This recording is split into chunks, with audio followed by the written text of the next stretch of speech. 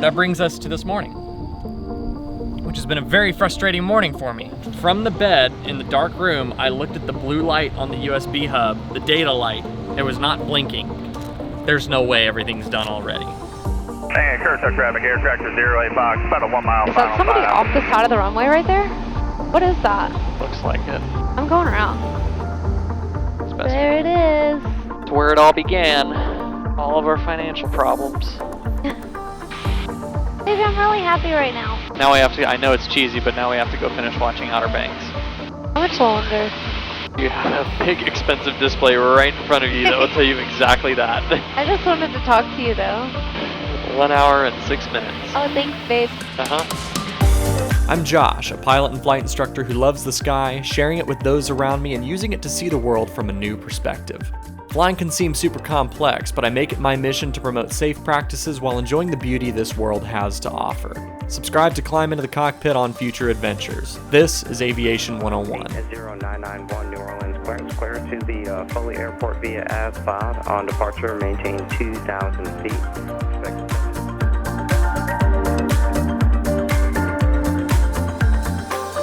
In Part 7, Chelsea and I spent 4 days with our friends Bruno and Juliana in New York City, exploring the city that never sleeps by ground and by air.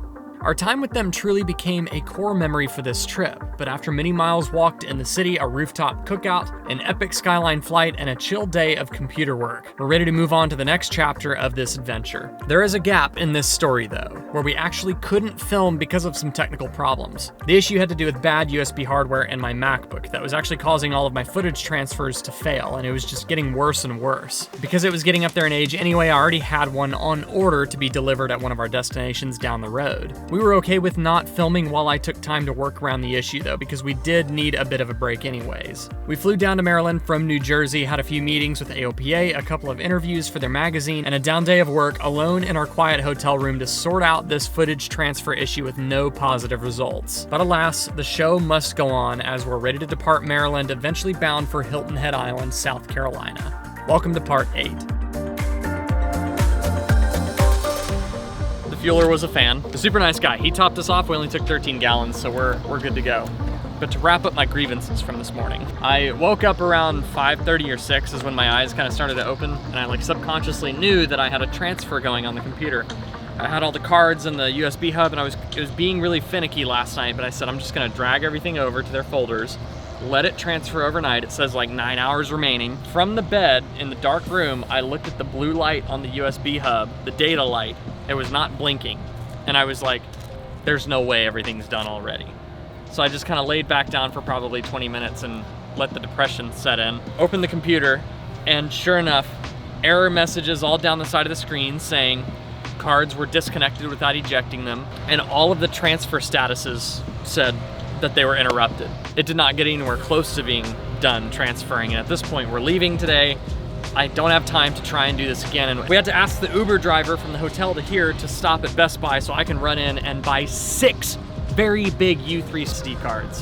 We're in business and we have just enough space on the cameras to record today. Today we're going to an airport that I think every single aviator in history dreams to land and visit. Kitty Hawk, first flight, and we're gonna go walk the prairie. December 17th, 1903, the Wright brothers completed 4 flights. Probably a surreal place. I've heard it's pretty gusty there, and that was one of the things that aided them in their 4th flight of the day, which was their longest one of 59 seconds. So we're gonna do these couple of legs today, end up at first flight, probably mid-afternoon, spend a little bit of time there, and then after that we're gonna continue south down to Hilton Head. So some things that we're keeping in mind for this flight is the DC area TFR.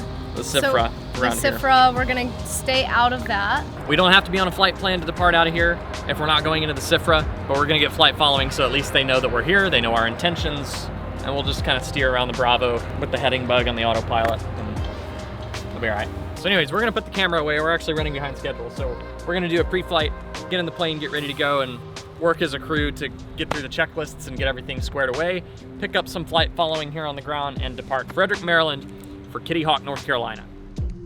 Frederick Tower, Skyhawk 80991 holding short of runway 5 at Alpha 1, ready for VFR departure. 80991 runway 5, clear for takeoff, right turn southbound approved. Right turn to the south, approved, 80991, clear for takeoff. Seatbelts, windows, doors, mixture, master mags, and we got the strobes. Final is clear. 10 Tower 80991. We're going to head to the southwest of the Bravo, kind of go around the west side of it. So could we get a left turn out if possible? That's proved. It's use caution. I do have aircraft inbound coming from the west. Okay, we'll use caution, left turn out, 80991. Ready? I'm ready. 73 Alpha, I do have aircraft departing to the west, leaving runway 5 shortly. Roger, we're descending. Takeoff power set. 2000 for 1300 now, 937 Alpha, and we are 5 miles on left base.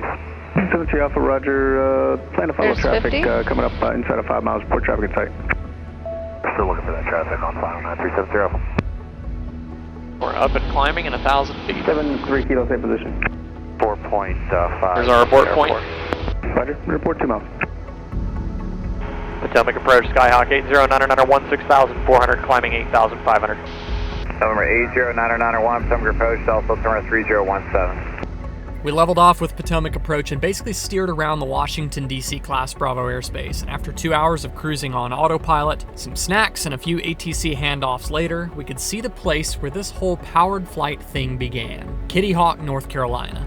November 80991, first flight is at 12 o'clock, about 6 miles. Radar service terminates, squawk maintain VFR for exchange approved. Have a good day. First flight traffic, Skyhawk 80991, left downwind runway 03 will be a full stop at first flight. Hey, Church up traffic, air tractor 08 Fox, going to be setting up for about a 2 mile 500. final, runway 5, Church up. First flight, Skyhawk 80991, final runway 03, full stop, first flight. Hey, Church up traffic, air tractor 08 Fox, about a 1 mile Is final, that somebody 5. off the side of the runway right there? What is that? Looks like it. I'm going around. That is definitely a Cirrus sitting there. First flight traffic, Cessna 80991, going around off runway 03 for a aircraft disabled off the side of the runway, first flight. And aircraft going around at first flight. This is the Cherokee 1708 Tango, currently 37 miles to the north. It's going to be inbound full stop. You said there's a disabled aircraft off the runway. Over.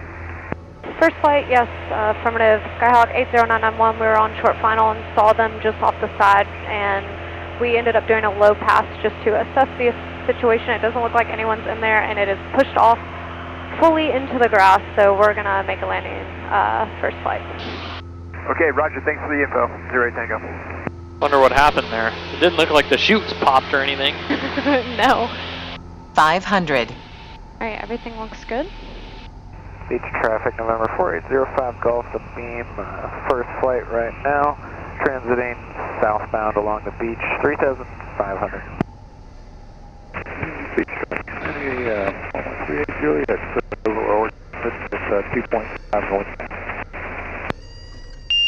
First flight, beach traffic, 92 Hotel, just off there, County 5 to the southwest, close in right That was down not with a 2-1, good first landing. flight. Beach traffic, A5 Golf, just the beam jockeys ridge, we're making a westbound turn back to County. First flight, Skyhawk 80991, turning around, taxiing back on runway 03, first flight. Yeah, I wish they would have gotten it a little further off the runway. Our wingspan is okay. Anything bigger than us tries to come in here, I mean, that plane's in the way. Back as best There it is. It's where it all began. Alright. All of our financial problems.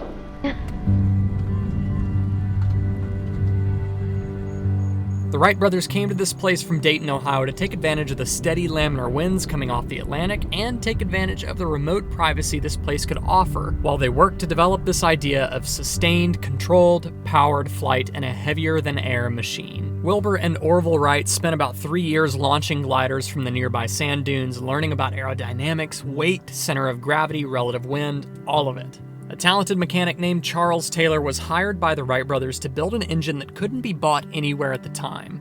He had already worked for the Wright brothers at their bicycle shop back in Ohio for a long time, so he was trusted, and in 6 weeks he built a cast aluminum engine from mere sketches. A water-cooled 4-cylinder engine weighing in at 152 pounds, producing 12 horsepower at 1,200 RPM. That's 4 more horsepower than Wilbur and Orville originally needed. He supported the Wright brothers' aeronautical business ventures well into the 1920s, and for being the first aircraft mechanic in world history, he really didn't get much recognition for it. Charles Taylor is really an unsung hero when it comes to the whole story of powered flight and the Wright brothers. This memorial is so well put together, showing the original locations of their living quarters and the shed that Charles Taylor would work on the Wright Flyer in, the world's first airplane hangar.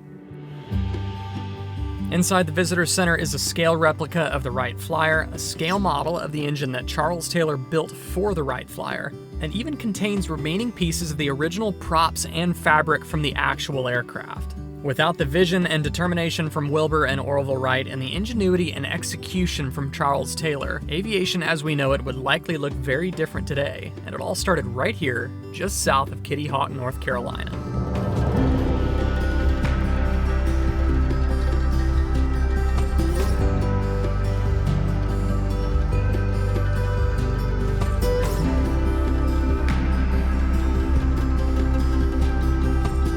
We'll just need to keep our eyes peeled because we're going to get down into bird territory. Bird and Ellie bird. Bird and sky blenders. And then we'll use this little nifter to make sure that we're within gliding distance. As we drift into this summer afternoon, we couldn't help but reflect on how grateful we are to have the opportunity to so often see the world from this elevated perspective. And that's all we could think about as we cruised southbound over the Outer Banks of the Carolina coastline. Baby, I'm really happy right now. This is very pretty. Now we have to, I know it's cheesy, but now we have to go finish watching Outer Banks. You've been wanting to do that anyways. Yeah, we got so far into it that at that point the cheesiness is, like, you gotta finish the story. The Outer Banks are a gorgeous chain of barrier islands off the coast of North Carolina, and with the occasional towns spread far apart with nothing more than a lighthouse in between them, it's tempting to drop down below 1,000 feet and fly over the beach. But the entire Outer Banks island chain is deemed on the chart as either a wildlife refuge or a national seashore. The FAA encourages pilots to fly at least 2,000 feet above the ground over these noise-sensitive areas, if at all possible and practical. You can find that in writing in Advisory Circular 91-36D. We're out here sightseeing under clear skies, so there's no point for us to be a low-flying nuisance. Be a good aviator, know the rules and guidelines, and enjoy the view along the way. Billy Mitchell traffic, Skyhawk 809901 is about 2 miles to the east of the field. 1,500, we're over the shoreline. We're going to be transitioning to the southwest. Billy Mitchell, we have the departing traffic in sight. Billy Mitchell traffic, Cherokee 4904 is back taxi, runway 7 Billy Mitchell, and we're going to depart to the west. That looks like a big old fin sticking out of the water. Maybe it's just a white cap there. Okay. We're going to turn before we hit that restriction. Yeah. And then the one out here starts at, what, 3,000? No. It says MCOR, I don't know. Oh, the Corps MOA. It's a military operation area.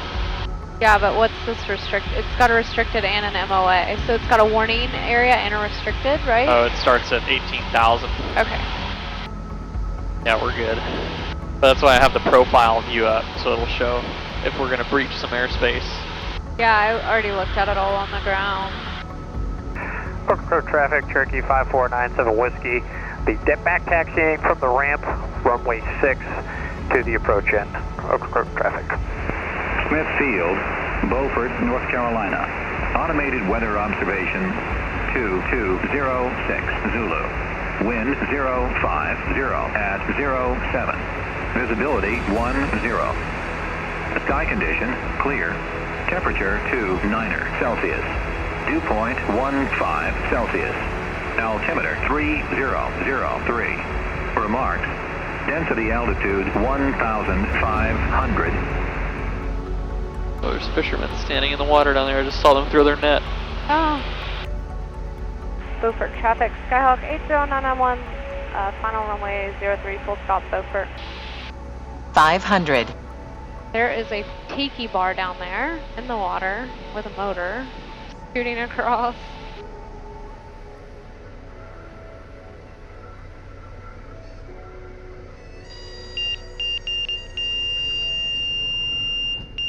Better. I had to redeem myself. Absolutely beautiful shore. Yeah, I'm glad we decided to do that. And I was like, I mean, we can follow the coast if we're okay with paying $7.50 per gallon. Crunch the numbers. I think it was $6.40 where we were going to go. So crunch the numbers. It's $1 difference. We're going to take on roughly 30 gallons. Is the view going down the Outer Banks worth $30? Yes. Yes. So we just decided to go ahead and do that. Landed with like 9 gallons remaining here at Beaufort. The town is Beaufort, North Carolina, and I don't think it's good practice to call the airport by the town name. You should call it by the airport name that's on the sectional, but everybody was calling it Beaufort. Didn't want to confuse all the people in the pattern, make them think that we're talking about a different airport, so we just said Beaufort. And the sun's going down, so we actually only have about 1 hour of daylight left before the sun hits the horizon, and we have a 2.5-hour flight. There is a lovely VIP POTUS TFR over Charleston, South Carolina, which is just north of it, and Hilton Head falls just outside the TFR to the south. We're gonna fly IFR though. That's kind of a rule of thumb for me. Cross country at night, IFR. Pre-flight done?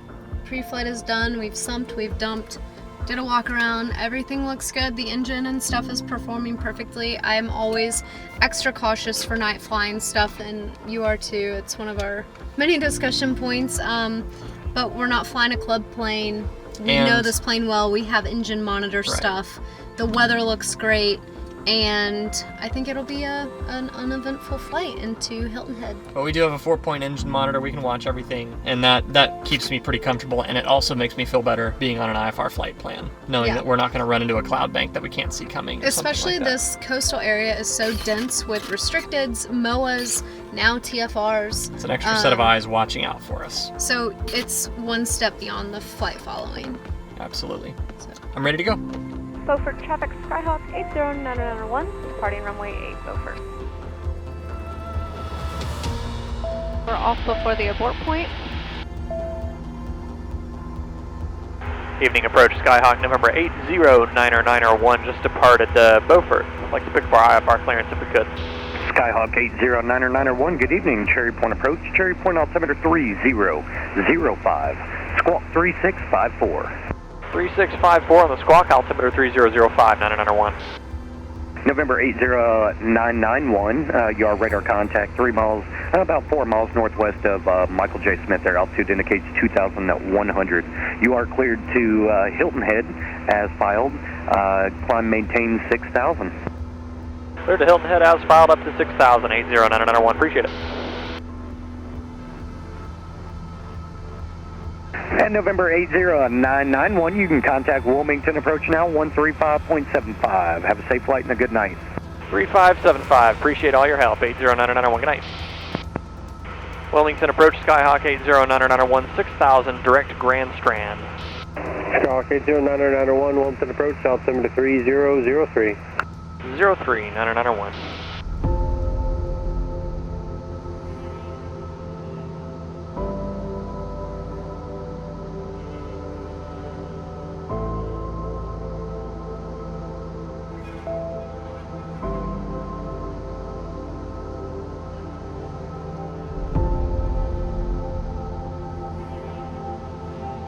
Nice little bit of actual.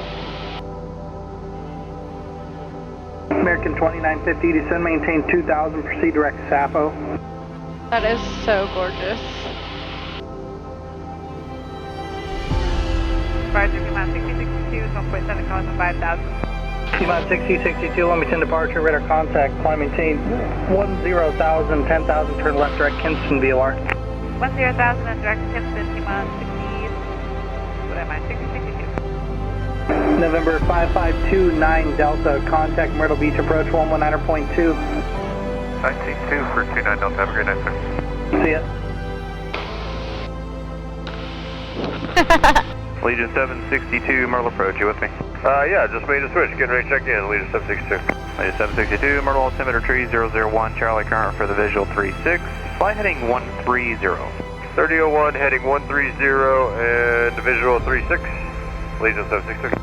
Skyhawk 80991, you can cancel IFR. Neither triggers here on the ground via Savannah clearance delivery, and that frequency is 123.85. We can cancel, got the airport site.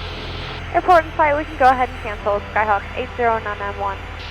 Skyhawk 80991, IFR cancellation received. Remain on your present beacon code and stay with me. We'll stay with you and stay on the code, 991. Yeah, we might. 80991, just none between you and Hilton Head. Squawk VFR, chain advisory is approved. Have a good night, man. Over to VFR, thanks for the help. Have a good night, 991. Good time. Hilton Head traffic, Skyhawk 80991, mile and a half final, runway 21, full stop, Hilton Head. 500.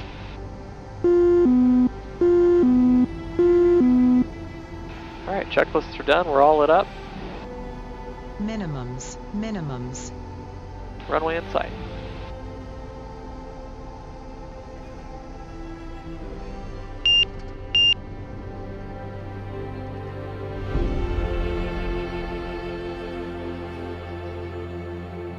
Welcome to Hilton Head Island, South Carolina. We're settling into this beautiful place for the next 4 days with Chelsea's longtime friend and aviation mentor Ken and his wife Kim. They're hosting us in their beautiful condo on the southern tip of the island, and we spent our days relaxing by the water, making frozen concoctions, cooking amazing homemade meals, and just breathing in life one moment at a time.